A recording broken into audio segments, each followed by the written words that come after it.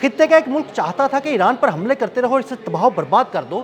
Donald Trump نے اس ملک کا نام تو نہیں لیا، لیکن اشاروں میں یہ ضرور بتا دیا کہ خطے کا ایک ملک ایران کی مکمل تباہی چاہتا تھا۔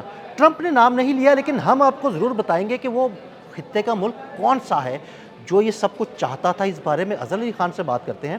اظہر بھائی، ٹرمپ نے نام تو نہیں بتایا، لیکن اس نے یہ ضرور بتا دیا کہ خطے کا ایک ملک ہے، وہ یہ چاہتا تھا کہ مکمل تباہ کر دیا جائے ایران کو۔ وہ ملک کون سا ہے، اس بارے میں ہمارے ناظرین کو بتائیے گا ذرا۔ عادل بھائی، ڈونلڈ ٹرمپ نا بہت چالاک ہیں، وہ بات ادھوری کر کے آگے سے بتاتے ہیں کہ کیا چیز ہے۔ انہوں نے کہا کہ میں ابھی نہیں کہہ سکتا کہ ایک ملک ہے، وہ بہت بیوقوف قوم ہے۔ وہ بیوقوف قوم چاہتی تھی کہ ہم ایران کو مکمل تباہ کر دیں، اور وہ کہتے رہے کہ بم برساتے رہو اور ایران کو مکمل تباہ کر دو۔ اس جملے کے بعد انہوں نے کہا کہ اسرائیل بہت ہی خراب ہے، اسرائیل کو اس طرح نہیں کرنا چاہیے تھا، لبنان پہ حملہ نہیں کرنا چاہیے تھا، اسرائیل کو نا تباہی نہیں چاہیے، تباہی کا خیال نہیں لانا چاہیے تھا ایران کے بارے میں۔ اور یہ کہتے کہتے انہوں نے اسرائیل نتنیاہو کہتے کہتے اتنا واضح کر دیا دنیا کے سامنے کہ وہ دراصل جس معاملے کو چھپا رہے تھے، جس بات کو چھپا رہے تھے، وہ ملک کا نام دراصل اسرائیل ہے، اور وہ شخص نتنیاہو ہے۔ اور نتنیاہو کو اس لیے انہوں نے ٹارگٹ کر لیا ہے کہ نتنیاہو اب اپنی زندگی کا فائنل راؤنڈ کھیل چکا ہے، اور اس فائنل راؤنڈ میں وہ ناکام ہو چکا ہے۔ اس کو ہر صورت ایران کو تباہ کرنا تھا، لبنان پہ قبضہ کرنا تھا، تب جا کے اس کی جان بچنی تھی، اور وہ یہ اکیلا نہیں کر سکتا تھا، اسی لیے وہ ڈونلڈ ٹرمپ کو یہاں لانا چاہتا تھا، امریکہ کو لانا چاہتا تھا۔ اور جب اب وہ ناکام ہو گیا ہے تو اب وہ سیاسی طور پہ تنہا ہو گیا ہے، اس کی مقبولیت کا گراف گر رہا ہے، وہ سفارتی طور پہ تنہا ہو گیا ہے، اور اب قانون بھی اس کو بہت جلد جکڑنے جا رہا ہے، اور بہت ہی سخت سزا آپ آنے والے دنوں میں دیکھیں گے کہ وہ سونے۔ یعنی وہ ایران تباہ و برباد نہیں کر سکا، الٹا امریکہ کو جان کے لالے پڑ گئے، اسرائیل پر حملے ہوئے۔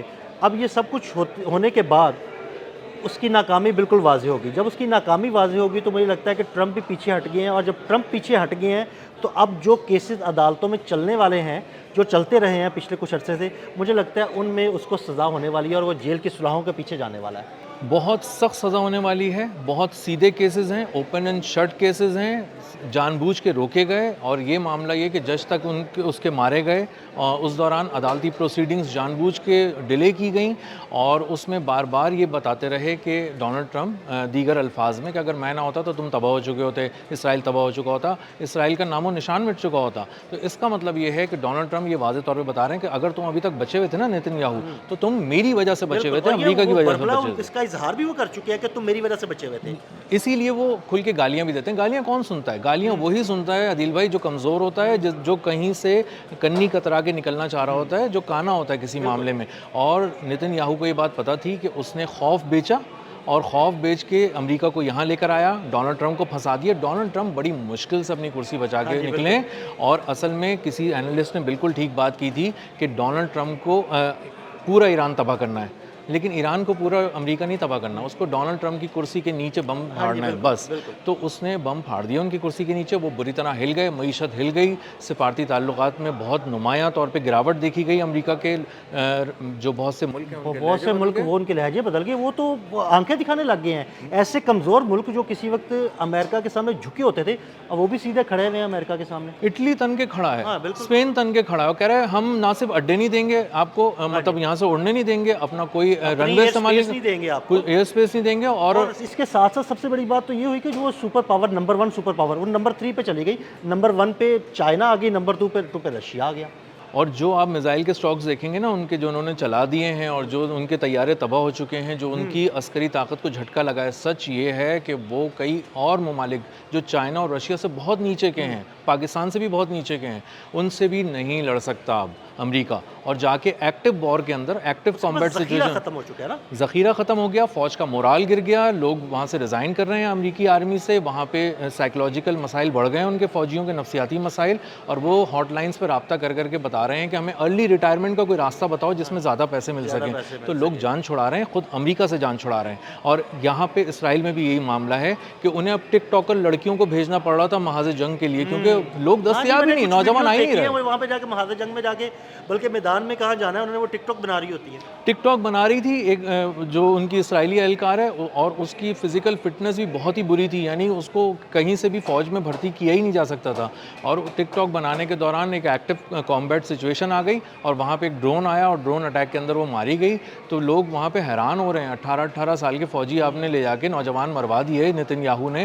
تو ان کی یہودی قوم اسی سے سوال پوچھ رہی ہے کہ تم تو چلے تھے مسلمانوں کو, ایران کو, فلاں فلاں کو تباہ کرنے اور گریٹر اسرائیل بنانے, تم تو ہمارا جو بچا کچا اسرائیل کے نام پہ قبضے والی ریاست ہم نے حاصل کی ہے, تم تو وہ بھی ہمارے ہاتھ سے نکالنا چاہ رہے ہو. تو برباد ہو چکا ہے نتن یاہو, اور اس نے جو ان کی مجموعی طور پہ ایک چھوٹی موٹی سی ساکھ وہ مظلوم بن کے بناتے تھے نا یہودی, اس کو بھی سب سے بڑا جھٹکا پہنچایا ہے. اور تاریخ میں یہ یاد رکھا جائے گا نتن یاہو, یہودیوں کی تاریخ میں, کہ یہ وہ آدمی تھا جس نے اتنی محنت سے ہمارے تیار کیے ہوئے پورے قلعے کو, جو ہم نے مظلومیت کی آڑ میں بنایا تھا پیسوں میں, وہ برباد کر دیا, اس کے پرخ چوڑا دیا. اچھا اظہر بھائی, جب گزشتہ رات میں یہ سن رہا تھا اور ٹرمپ کہہ رہے تھے کہ خطے کا ایک ملک جو ہے وہ بڑا بیوقوف ہے اور وہ چاہتا تھا کہ ایران پر حملہ کرتے رہیں, اسے تباہ و برباد کرتے رہیں, تو میرا فوراً خیال اس وقت گیا کہ شاید کہیں کوئی مسلم ملک تو نہیں جو یہ غداری کر رہا ہو.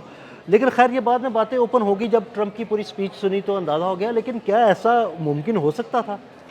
بات یہ ہے کہ بہت سارے جو مسلم ممالک ہیں, عرب ممالک ہیں, انہوں نے اپنی اسپیس دی لڑنے کے لیے, اور یہی بہت کافی تھا ایران کے خلاف کہ آپ زمین دے دیں, آپ فوجی اڈے دے دیں, آپ وہاں سے اڑنے کی اجازت دے دیں, ان کو اترنے کی واپس اجازت دے دیں, اگر وہ ہوا میں کسی مشکل میں ہیں فضاؤں میں تو وہ آپ کی زمین پر اتر جائیں. یہی ایک بہت بڑا جو اسٹریٹجک قسم کی آپ کہہ لیں کہ انہوں نے مدد کی ان کی, تو یہی بہت تھی ایران کے خلاف. اور اوپر سے اسرائیل جو تھا نا, وہ سب کو یہ بتا رہا تھا, خوف بیچ رہا تھا, وہ اس نے مشرق وسطیٰ کے ممالک میں بھی یہی خوف بیچا. ہاں جی بالکل, کہ ایران آپ پر حملہ کر دے گا, آپ کو تباہ و برباد کر دے گا, اگر آپ نے میری مدد نہ لی, امریکہ کی مدد نہ لی, ہم سے ہتھیار نہ خریدے. تو پورا خوف کا ایک پورا اس نے پلان بنایا, اور پلان بنانے کے بعد اب کبھی امریکہ کے ہتھیار بک رہے ہیں, کبھی اسرائیل کی فوجی بیسز بن رہی ہیں مشرق وسطیٰ کے ممالک میں. اس نے تو یہی کچھ ہی کیا. جی, اب وہ ان کے خرچے میں آ کے اب وہاں پر آ کے بیٹھ گیا ہے یو اے ای کے اندر, اور یو اے ای کے اندر وہ اپنی بیسز بھی بنا چکا, اپنے فوجی بھی اتار چکا, اس نے لیزر ڈوم بھی وہاں لگا دیا, آئرن ڈوم بھی وہاں لگا دیا. تو وہ یقین دہانی یہ کرا رہا ہے کہ میں آپ کا تحفظ کر لوں گا. لیکن مجھے حیرانی ہوتی ہے ان لوگوں پہ جو اس کی یقین دہانیوں پہ یقین کر لیتے ہیں, کیونکہ اس کا اپنا ملک, اپنا آئرن ڈوم, اپنا ڈیوڈ سلنگ, ایرو 3 سب تباہ ہو چکے, ملٹی لیئر ڈیفنس سسٹمز اور ballistic missile, hypersonic missile اس طرح پینیٹریٹ کر رہے تھے اس جنگ کے دوران ایران کی جو میزائل سے, کہ کان پکڑ رہے تھے یہودی اور بھاگ رہے تھے. اور ایک قیامت کا ہر منظر قیامت کا تھا, ہر تصویر, ہر ویڈیو جو اسرائیل سے آئی ہے نا, وہ اس نے یہودیوں کو ہلا دیا. دیکھیں نا, امریکہ کا کوئی فضائی دفاعی نظام یہاں پر کام نہیں کر سکا, کسی مشرق وسطیٰ کے ملک کو بچا نہیں سکا. مطلب ملک کو تو نہیں, آپ کہیں کہ وہاں پر جو امریکی بیسز تھی, کیونکہ ایران نے امریکی بیسز پر ہی حملے کیے تھے, تو کوئی امریکی بیس وہ بچ نہیں سکی, کوئی فضائی دفاعی نظام بچ نہیں سکا, کوئی ریڈار بچ نہیں سکا, ان کے طیارے وہاں پہ بیسز پہ کھڑے ہوئے نہیں بچ سکے. تو کیا اسرائیل بچا سکتا ہے ان ممالک کو ایران سے؟ بالکل صحیح بات ہے. اور بات یہ ہے کہ جو اتنا اوور ویلم ہو گئے, یعنی کہ آپ نے پوری زندگی جنگیں ہی تو لڑی ہیں امریکہ نے, پھر آپ اتنے کیسے بوکھلا گئے کہ ان کے 4 ڈرون اگر آ گئے ہیں تو آپ نے انٹرسیپٹرز اس طرح اندھا دھند اور بے تحاشا فائر کرنے شروع کر دیے کہ آپ کے اپنے F-15 گرنا شروع ہو گئے. اور جو کویت کی ایئر بیس کی سٹوری آئی ہے کہ اس کو تباہ کیا کیمپ بیورنگ کو, وہ اسی طرح کیا انہوں نے کہ ان کے پیٹریوٹ سسٹم نے اپنے ہی F-15 اڑا دیے. جدید سسٹم ہی جدید طیاروں کو اڑا سکتا تھا, انہوں نے اپنے ہی طیارے اڑا دیے, 3 F-15 انہوں نے اپنے گرا دیے وہاں پہ. تو امریکہ بہت بری طرح ناکام ہوا.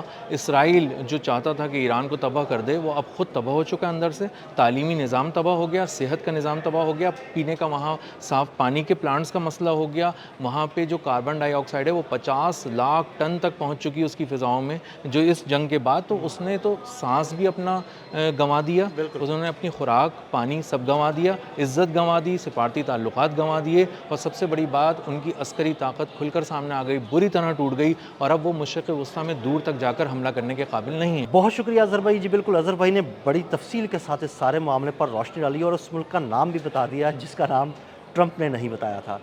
عدیل احمد اور اظہر علی خان کو اجازت دیجیے گا. اللہ حافظ.